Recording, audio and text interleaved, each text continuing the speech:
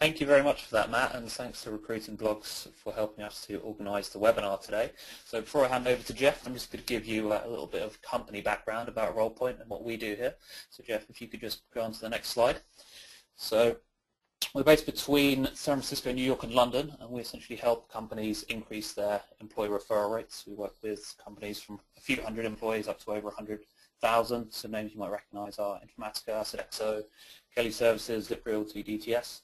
And we work with all the major ATSs out there, including Connexa as well. So certainly a link to Jeff here.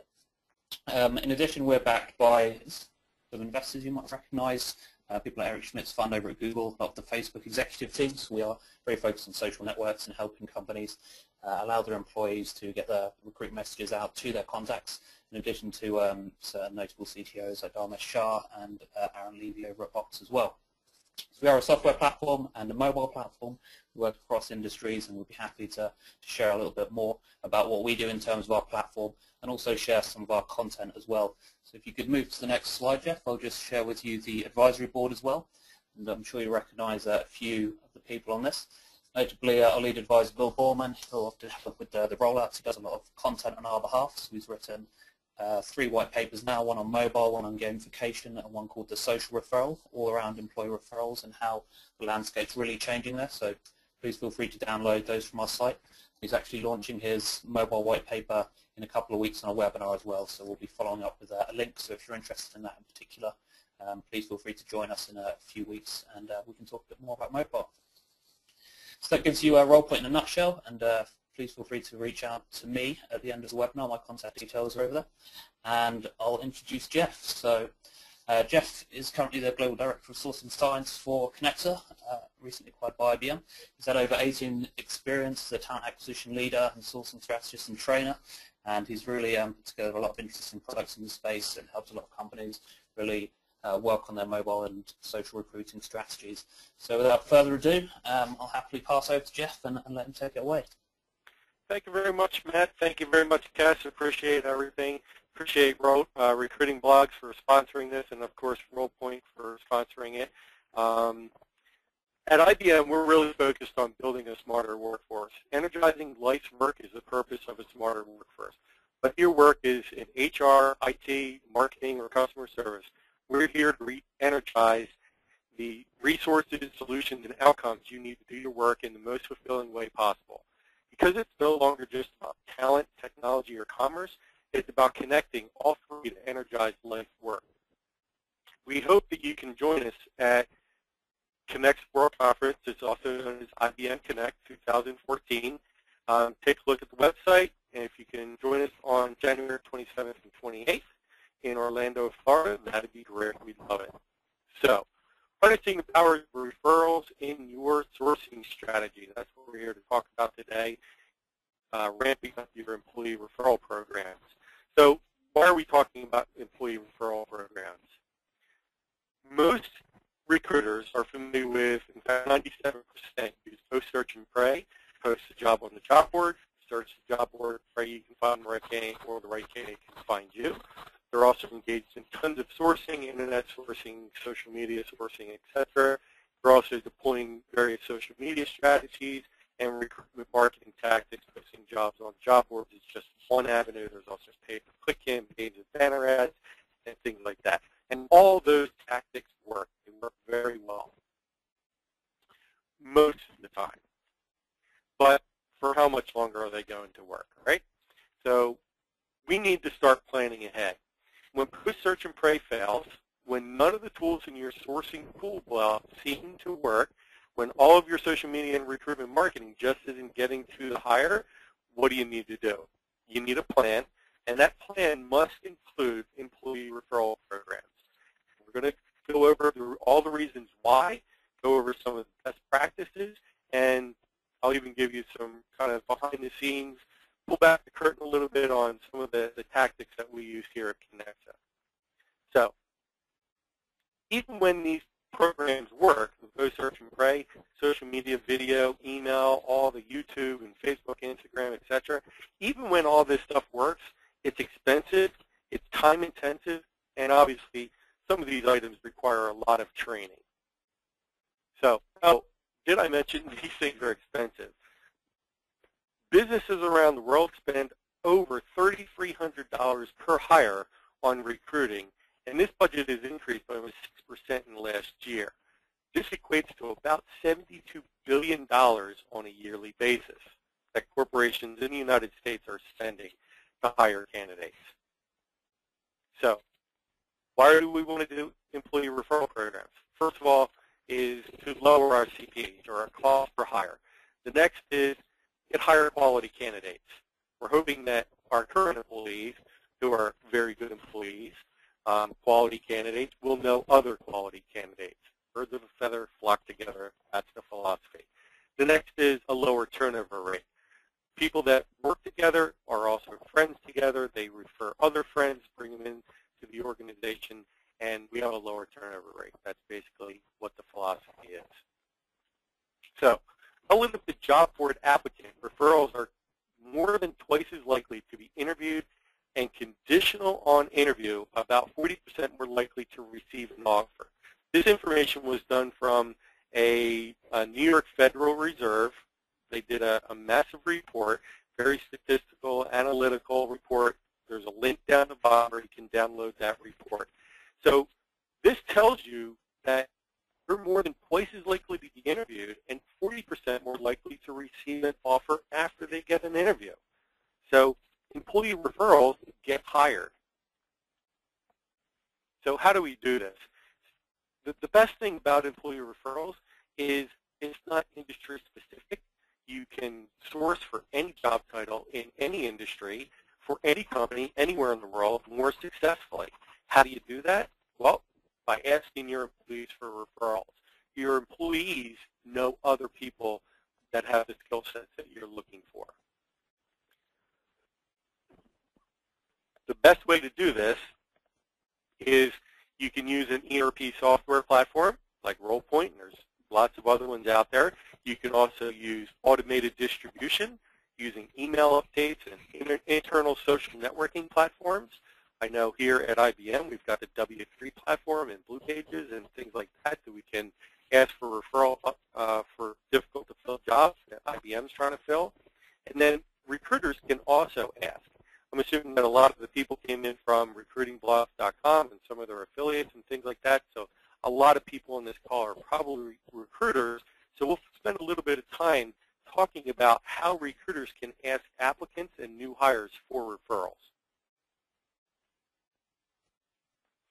What we have found is we've done a ton of research here at Connexa as to what is the best way to ask for referrals. And what we found is most recruiters do ask for referrals. When they send an email, they're saying, hi, my name is, I'm a recruiter with, I've got a job for so-and-so. If you're not interested, maybe you can send them a referral. They do things like that. Or they're also talking to candidates, and they ask for referrals usually on the first time they speak to a candidate. Most recruiters, what we find, if they're lucky, they get 1 or 2 referrals per candidate that they request from. Very few recruiters, however, get actually good referrals, referrals that turn into good qualified, interested, available candidates, applicants, and hires. And we're going to go over some of the reasons why and how to avoid that. The reason is they ask generic questions, which do not generate a specific answer for a specific type of candidate. So, for example, can you refer anybody? They're asking questions like, do you know anybody that might match these skill sets? Or do you know anybody that might be a good fit for this job? Or here's a copy of the job description. You know anybody, send them over to me, right? Those are very weak standpoint. They do not give that the person that's going to give you the referrals any real mental clues on what you're actually looking for. You're making them do a lot of work. So the best way to ask for referrals, we find, don't ask for a referral. Instead, establish that they know people with the skill set that you're looking for, and then ask who they know. For example, here's one of the scripts that we actually use internally. We would ask a candidate, Matt, would you agree that most recruiters know other recruiters? Matt, go ahead and answer. Matt's probably on mute. Or, I certainly. there you go. Would you agree that most recruiters know other recruiters? Great. You've worked with other recruiters in the past. You probably have a few as friends that are recruiters, don't you? So what we're doing here is we're establishing that, yes, they know other recruiters. We're trying to hire a recruiter. I'm a recruiter. Boom. They will know other recruiters. Would you say that you need or know at least 20 or 30 other recruiters? It could be software engineers. It could be customer service agents. It could be anything. It does not matter what the job title is. And then, great. Who are the top 7 recruiters you know personally? I did not ask for a referral. I asked who they know. I asked who they know with that job title. I asked, do you know top 20 or 30? This gets that person's mind spinning about who are the top 20 or 30 recruiters that they know. So they're going through their LinkedIn network, they're going through their Rolodex in their mind, and then you narrow it down even further and say, great, who are the top 7 that you know personally? Oh, well, I know Matt Charney, I know Ryan Leary, I know boom, boom, boom, boom, boom, and now you've got a list of referrals that you can call. Much more effective. So now you got the list of referrals, okay?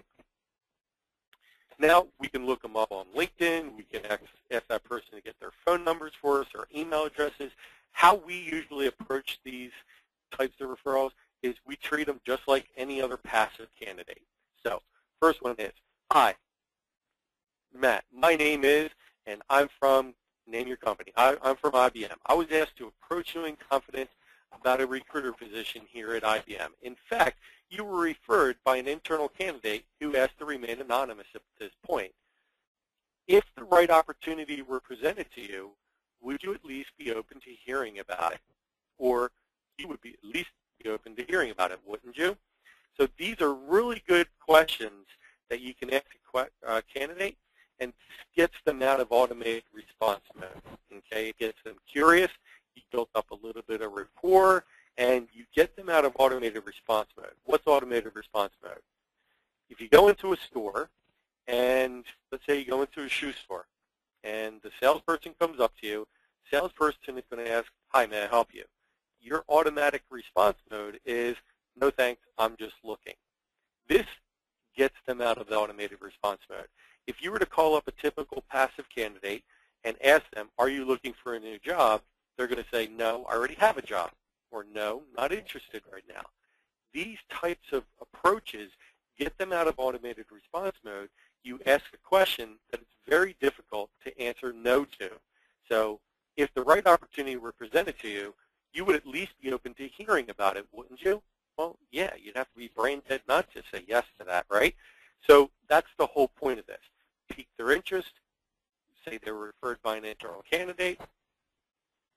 Now, if they say, sure, go ahead and use my name, go ahead and say the person's name. What we find is a lot of people like to stay anonymous until they actually go ahead and apply.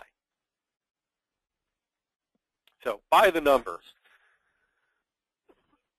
We always get asked, Jeff, what's the perfect target amount of what's the number of candidates that you should be getting from a successful employee referral program? We like to target 30%. 30% of all your hires should come from employee referrals. And this gives you the best chance of achieving your lowest cost per hire, higher quality candidates, and a lower turnover rate.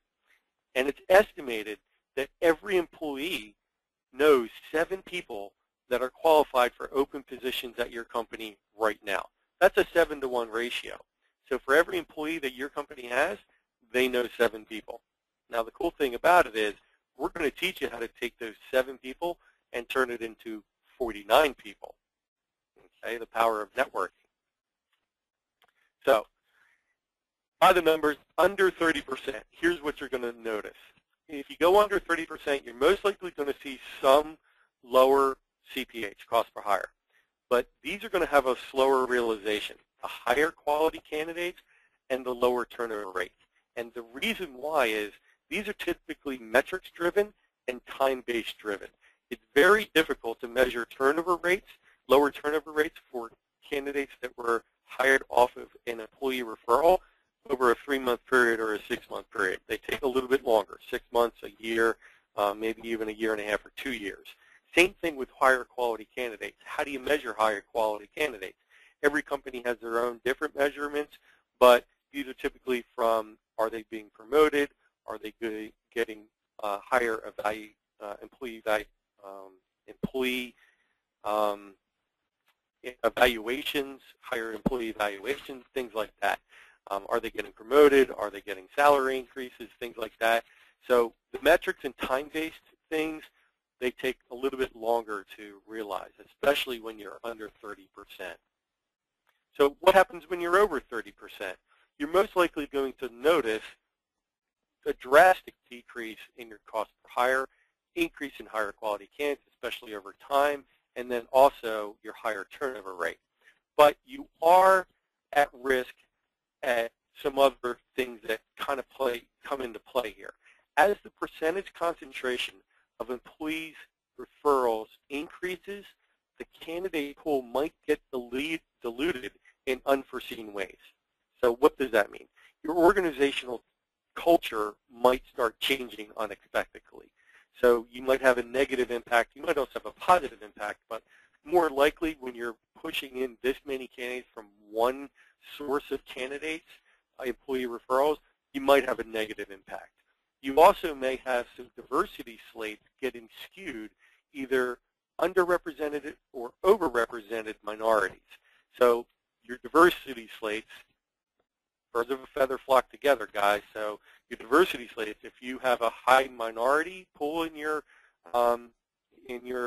company that is giving a lot of referrals, then you will probably have a really good return on investment as far as your diversity slates. However, if you are low on those underrepresented minorities, then your diversity slates might start suffering. The other one is it might open the door to some other system abuses like nepotism, favoritism, and future promotions and raises over their peers, things like that. So you just got to watch that culturally and make sure that some of the organizational change things that are taking place because of these don't take place.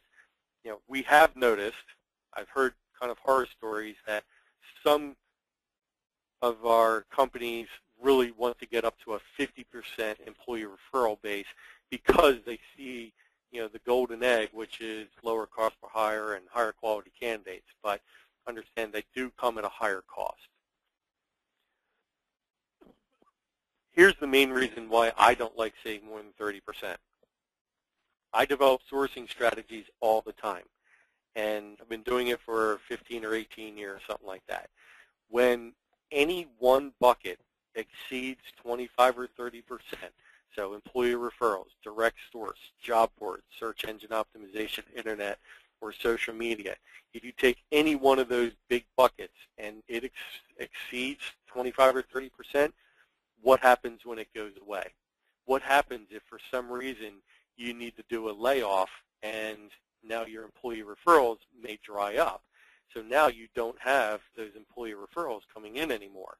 Or let's say there's some kind of scandal in the news, like what happened to the automotive industry a few years ago, or the financial industry with the TARP funds and things like that. Those employee referral programs effectively dried up. Now, those companies weren't doing a whole lot of hiring in those areas anymore, but there were certainly other areas of their organization that were trying to hire that suffered just as much as they did. So if you shut off one spigot, you have to be able to turn up other spigots, and it's a lot more costly to turn on the spigots for direct source candidates or job board candidates. Search engine optimization takes a much longer time for realizing candidate flow and pipeline. Same thing with social media. So these things are typically longer term. Employee referral programs can be turned on fairly rapidly and get a good base of candidates coming in the door fairly quickly here. So best chance of success. You want to set your goals. 10% is a really good starting point, and then you can move to the 30% over time. Automate that process. Using spreadsheets is antiquated. If anybody's using an applicant tracking system and trying to track candidates in and out of a spreadsheet, imagine doing that for an employee referral program. It gets 10 times more complicated. You're dealing with external candidates and internal referrals and trying to match all those things up. It gets difficult. So automating this process allows you to put consistent messaging and consistently being promoted and distributed and shared throughout your either internal networks and your external networks if you're accepting external referrals. Your EVP and your ERP should be perfect together. So your employee value proposition and your employee referral programs should work together and should be integrated with each other. Your ERP and your ATS are a match made in heaven. So have your referral candidates apply directly into the applicant tracking system. So there's a bunch of different ways to do this. I know Brass Ring handles it differently than Taleo, and Taleo different than OpenHire. So just make sure that your ATS is set up to handle those internal ERP-type candidates.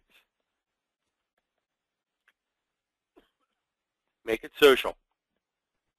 And this is how you can take that 7-to-1 ratio. For every employee that knows 7 candidates, you can turn it into a 49-to-1 ratio.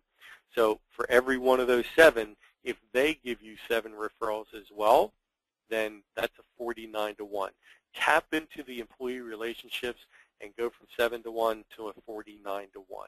Imagine if you were able to get 49 candidates for basically no cost or low cost, and reduce that $3,300 per hire down to a couple $100 per hire for maybe a referral fee or something like that.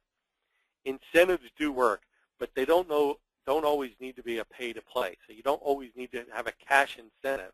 You could have a recognition program. You could have a special thank you, or maybe a luncheon with an executive, something like that.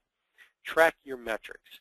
Cost per hire, time to fill, length of employment, employee promotion, number of employee raises over X period of time, percentage increase from start to current salary, and then compare them to other sources of candidates, job boards, social media, et cetera, et cetera. In that Federal Reserve study, they did notice that executives at the VP level and above, they did have a shorter tenure than people that were referred in. Executives that were referred in do have a shorter tenure than lower candidates. However, over time, it equaled out.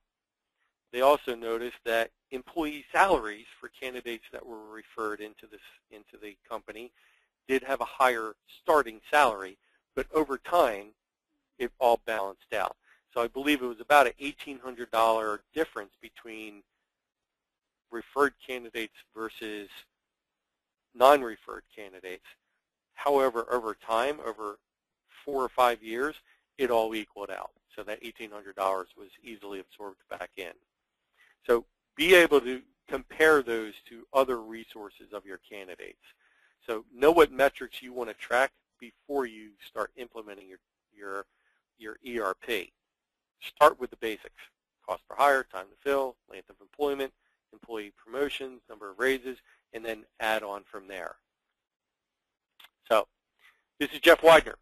I'm hoping that you guys can take a look at the Employee Connect or the IBM Connect there. We're going to open it up for Q&A. We left plenty of time for Q&A, and then maybe Cass can add in some additional stuff about what's going on at RolePoint.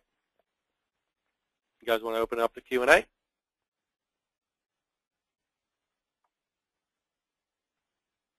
Yeah, absolutely, Jeff. I'm happy to go ahead and see what questions came in. And yeah, certainly happy to talk a bit more about RolePoint as well and share some of our success stories and what we've done with companies to help them increase their referral rates. So I'll hand it over to Matt now. Yeah, thank you. So we had a question that came in over Twitter, and that is, what do you recommend, what role do other recruiters and professional colleagues play in helping to generate referrals? And what are some best practices for tapping into other recruiters' networks?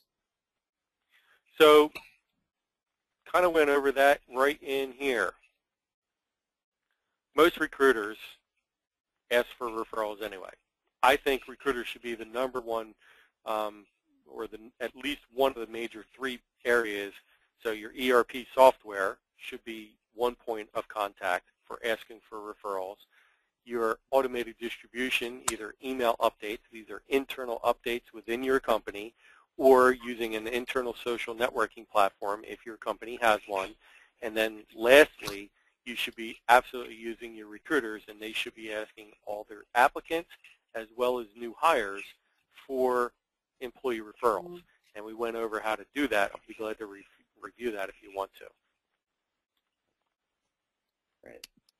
Yeah, and to add in there, we've certainly done a good amount of work with companies like Google, and how in their early days especially their recruiters were quite hands-on in terms of the way they would elicit referrals.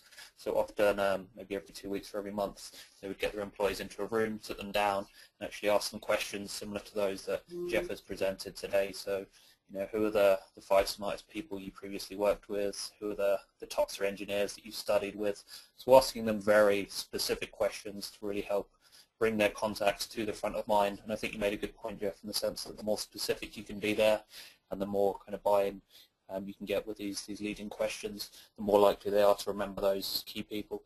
So people do have large networks these days. From our estimates, we see around 630 first-degree connections across their Twitter, LinkedIn, and Facebook accounts. So the key is how, from all of those connections, can you really make employees think about the ones that can be most relevant and get those referrals through the door.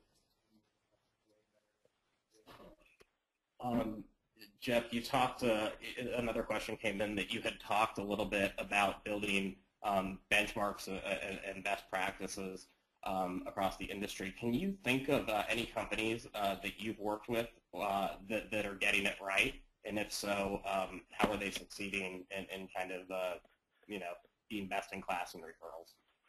So, yeah, one of our clients, United Health Group, is doing exactly this. They've got a very sophisticated employee referral program. It's around 28% of their overall candidate pools, I believe, is coming from employee referrals. They've seen a significant lower CPH, higher quality candidates, and they are measuring that. They're tracking the metrics, and they have absolutely on majority of their positions that they're pulling employee referrals from have realized a lower turnover rate.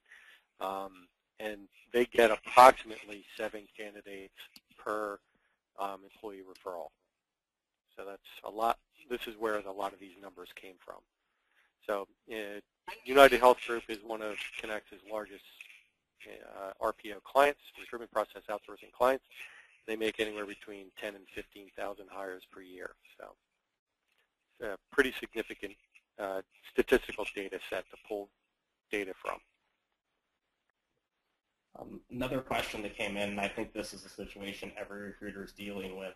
You obviously tap your internal employee population for referrals. What's the best way to communicate and guide them if the referrals you're getting aren't working out or aren't qualified? You know, what's kind of the best way to message that internally? Yeah, if you're getting internal referral candidates, so employee referral candidates that are not qualified, then you're not asking the right questions. So your questions really need to be focused around, you know, who do you know with this job title? Who do you know with this skill set? Instead of sending off, hey, here's a job description that we're trying to fill. Most people are not going to read the job description. They want to know what the skill set is or what the job title is you're trying to fill. The other key thing is try to ask people with that same skill set in your organization to refer somebody that they know. Birds of a feather flock together. If you try and ask a customer service rep, somebody, you know, for a referral for an IT position, then it probably will, you know, result in a lower quality candidate. You ask other IT people about, hey, do you know any other Oracle DBAs? Then they understand what an Oracle DBA does. They probably are doing it. Work with them on a day-to-day basis. They know what the hours are. They know what the pay is like, so they can refer somebody like kind. And that might have something to do with the incentives as well. A lot of companies we work with, they'll have a very high financial bonus attached to a successful referral. We don't see that often being the most effective route, and that can really lead to a lot of employees recommending people who aren't the best fit, just on the offside chance they will get that bonus. So if you can potentially introduce maybe charity-based rewards or rewards where they're more referring for the altruistic element of it or the social recognition piece, so actually getting appreciation from the team for recommending good people. That's been a good way that we've seen to introduce more of a quality filter into the referrals coming through. Yeah, I think that's important. Monetary bonuses for employee referrals, not that they don't work. I don't see that, if you've got a very, very difficult purple squirrel, yellow polka dot position, I'm not saying don't put a monetary bonus on there, but just be judicial about how many per year an employee can get. When I was working at a cable company in the past, there was an administrative assistant that was making about $40,000 a year just in referral bonuses. So she would refer all kinds of people into the company. So not that it wasn't a good idea to have that referral program, but it should be capped at some point in time. Yeah, it's a good point, Jeff. We often see a certain group of employees are primarily motivated by those financial bonuses, but there's a different group who will be primarily motivated by, say, the social recognition piece. So if you've considered putting out leaderboards of the top referrers in the organization, that's worked really well for us, actually being able to highlight in front of really the entire company who the top referrers are, actually generating those qualified referrals. And likewise, there'll be another group who are interested in the charity bonuses. We've been running charity donations for, say, the Philippines typhoon relief quite recently. That's been working quite well, particularly around the holiday period. So if you can introduce other incentives alongside those success-based financial bonuses, and that's a really good way to engage a different group of employees within the organization. Yep, and then, organizationally, that may have a negative impact on your culture, having a monetary bonus that's not capped. So that's another thing you might want to keep an eye on. Okay. One follow-up question. Jeff, I think you've alluded to some of this, but somebody asked specifically around, if people are referring in existing connections, does that impact retention? And I guess more broadly, what are some potential downsides to referrals that are some major red flags that recruiters organizations should watch out for? It really depends on the percentage of candidates coming in. So the percentage of concentration of employee referrals, as it increases, your overall candidate pool gets diluted. Okay, so if you were to increase, right now in red, employee referrals, if you were to increase that to, let's say, 50%, well, that means all the other ones have to be reduced. So therefore, you are reducing or diluting your candidate pool and it could have an impact, a negative impact on your diversity slates. You could skew it higher or it could skew it lower. It could open the door to nepotism or favoritism in future promotions and raises over peers. It could also increase other system abuses, like we talked about with the monetary bonuses attached to it. It could also impact your culture in a negative way. For example, we have one of our clients who is very strict about hiring the absolute top-notch, best top 1% of any graduating class from Stanford, Harvard, Yale, MIT. That created a certain culture within that organization. And unfortunately, that organization, over a period of years, was unable to sustain that same culture. And eventually, there was a huge turnover rate because of that. Not to say that everybody in the top 1% of the educational areas have this, but there was a very low tolerance for incompetence. And so turnover in other areas started happening because the people that were coming from these 1%, very well educated, things like that, had a very low tolerance for people that were less educated or came from a different educational background. So there was a little bit of a backlash organizationally. So they did have to readjust some of their thinking as far as education was concerned. And you talked earlier, I guess, Jeff, about executive versus lower level being some disparity there. Are there any functions, roles, or industries or levels that you find where referrals are more or less effective, and why? Yeah, the biggest one I think is anything where it's really, really high volume or very, very niche. So anything on the outskirts of the bell curve, if you will. So things like customer service representatives.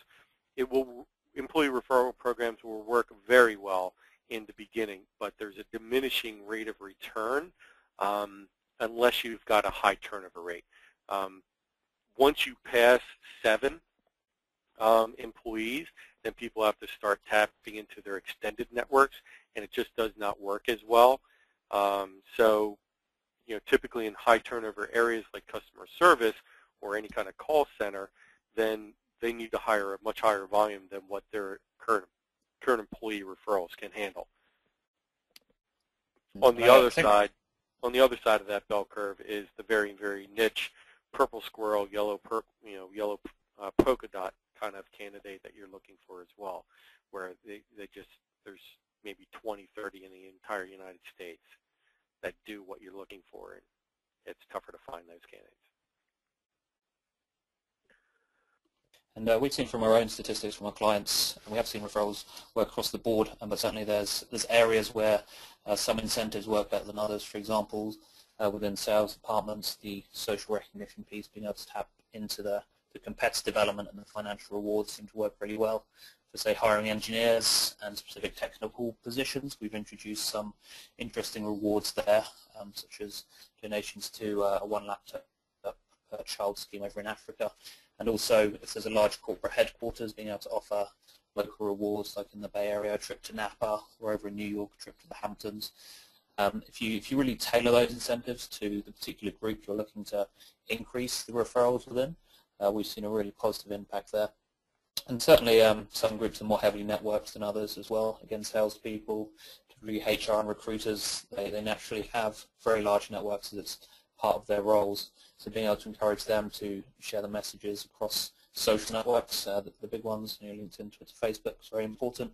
For engineers, we've seen success within specific communities like GitHub and Stack Overflow. So really being able to tailor the referral strategy to those specific high priority positions you're looking to fill, that helps a lot in terms of actually getting referrals in the right place in the company. And another question, I think this is actually a good one. There are obviously a lot of products, that are starting to be developed to help, make referrals and the referral process a little bit easier. Do you think that ultimately the solution to better referral hiring lies in technology, a change of mindset, or both? So in other words, is this a technology Right issue? now, I think there's a huge opportunity with employee referral software platforms to better automate not only shuttling those candidates through the employee referral process, but into the applicant tracking system, getting them to apply, matching them up to the right opportunity.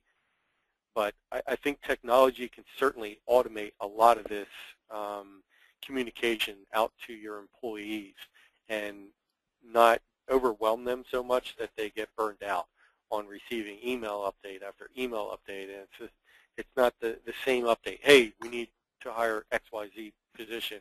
Who do you know? Who do you know? Who do you know? And then, that's just the technology side. I think that's where the biggest opportunity lies right now. However, I think recruiters can really start asking applicants and new hires better questions rather than, hey, can you refer someone? Or do you know anybody that matches a skill set?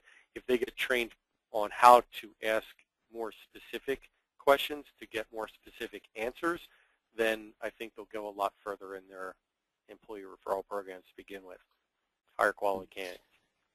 Yeah, a point you've mentioned a lot today is the relevance aspects there, Jeff, and that's where from a technology standpoint we see there being a lot of advantages. So being able to suggest to any employee, which jobs they're most likely to actually have a good candidate for within their networks, and then the second step being to proactively suggest to them who those candidates are. So rather than having them actually manually think about all their contacts, being able to shortlist from their 650 contacts who the top 5 are going to be for every role, and then making it extremely quick and easy for them to actually submit them as a referral. So taking all the friction out of that process, they don't necessarily have to go and find a page on the internet and fill out a long form to refer someone. It's just a 2-click process, and very quickly and easily they can actually refer someone off the back of that. And mobile's certainly a huge channel, as we're seeing. A lot of companies whereby employees aren't necessarily in front of desks all day. They could be out in the field, retail environments.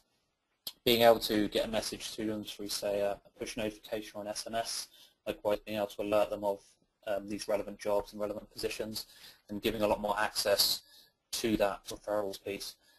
As we found out, our peak referral times are in the mornings and straight after work. So these are times when people are around, the people are very likely to actually refer in. They're in a network, they're good contacts. So the more you can make the option to refer someone available, and do that outside of them being always in front of their computer, I think the more, obviously the easier it is for employees to refer, and the less friction there is when they're actually going through the process, and it's easier to get the message out in person as well as across their social networks. And I guess, Jeff, we point of clarification from our friend, the recruiting animal, who's listening in.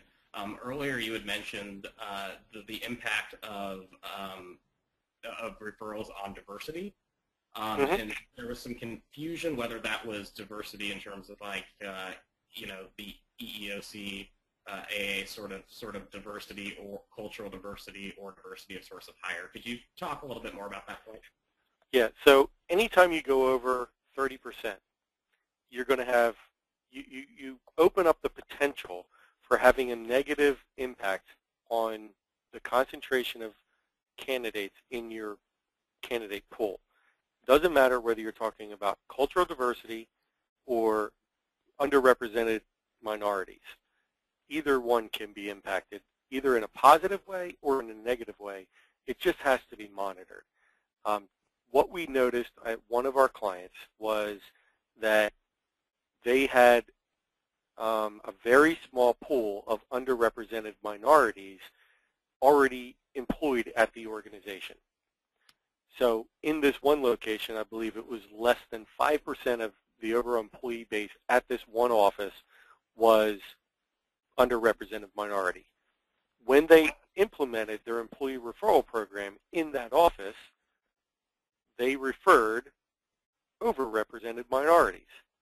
So it skewed this candidate slates in such a way that they could not accept any more employee referrals because they had to meet a 50% slate or a 40% slate, whatever it was. And because of the employee referrals, it skewed it so much they weren't unable to accept them. So not that you can't accept them, just you have to watch it. You don't want your diversity slates, if you've got a goal of having 35% of your overall candidates coming from an underrepresented minority, then for certain roles, then just be aware that your current candidate pool or your current employee pool are going to most likely refer like-kind candidates.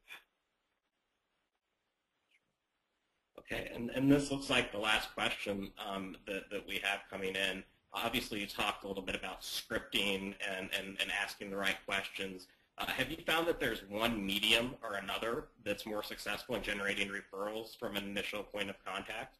So email, phone calls, social. Do you have any data or evidence around that? Yeah, so in-mails. A lot of people love using LinkedIn. The problem that I have with LinkedIn is, and believe me, Connexa loves LinkedIn. We've been doing business with them. We're partners with them on the 2XP ATS, etc. The problem with LinkedIn is when you in-mail somebody, the average person on LinkedIn who's not a recruiter logs in once every 2.5 to 3 weeks. So if you're willing to wait 2.5 to 3 weeks for a response to your request, then use InMail. With email, what we find is that you get about a 1 or 2% response rate on your first send out. So if you were to send out 100 requests, you would get about 1 or 2 responses, even if it's a referral, because they're not even opening your email. What we find is in best practice in email is you send out 5 to 8 emails, not spamming these people. We're hoping that they've opted in and you've gotten permission from them, to send them continual emails. But 5 to 8, and you'll get approximately a 50 to 60% response rate off of multiple emails. You got to switch up your subject lines. You got to switch up the body of the content. You can't just send the same one over and over and over again. And this is where having automated email campaigning systems really helps out. Okay? The last one is picking up the phone. Picking up the phone, because these are essentially passive candidates, they did not necessarily apply to your job, or they're not necessarily interested. If you use the script that I mentioned, you're going to get typically between a 60 to 70% response rate of qualified candidates or interested candidates. However, they may not be qualified for your job or may not be available right now for your job. So overall applicant is probably going to be about 30%, 20%, somewhere around there. Depends on the quality of the referral to begin with. So my preference, when in doubt, pick up the phone. Next, I would use email. Next, I would use InMail as a last resort. Do it that way. Great. I think that concludes all the questions that I've seen coming in. Kes, if you want to just maybe speak a little bit about RolePoint, as well as how attendees, if they're interested, can learn more about both of you guys. Yeah, absolutely, and thanks again, Matt and Jeff, for helping us put this on today. Certainly a lot of interesting content there and a few takeaways for us. So if you are interested in learning more about RolePoint, as I mentioned, we're putting on a series of webinars ourselves. Every Thursday we have one around the subject of doubling your employer referral rate, and that talks a lot about incentives, a lot about the automation piece that Jeff was talking about, communication schedules, how you can use different engagement channels as well. So if you're looking for some very hands-on advice and some more scripts to what Jeff added today, we can certainly share that. And then in a few weeks from now, we've also got Bill Borman, our lead advisor, putting on a webinar around his new white paper on mobile and referrals specifically. So that should be quite an exciting one. And I'll be sure to follow up with all the links to those events after the webinar today. And if you're interested in actually a one-on-one demo of RolePoint and a consultation, we'd be happy to set that up for you. You have my email address on the slide here, so kes@rolepoint.com, and you can speak with me and a member of our account management team, and we'll certainly take you through the platform, really show you what we can do with regards to automation, with regards to social matching, and all the analytics and data that you can use to help understand how referrals are working within your company as well. So again, thanks a lot for everyone for attending. And Matt, did you want to add anything finally just before we sign off here? No, I'd just like to thank both of you for a great webinar, and to let all the attendees know that you'll be receiving an email with a link to the copy of the recording, as well as a copy of the slides sometime this afternoon. And thank you very much all for attending, and please feel free to contact us at Recruiting Blogs if you have any questions or want any additional information. So with that, we'll conclude, and appreciate your time. Thanks a lot, guys. Thanks a lot, guys. Bye-bye.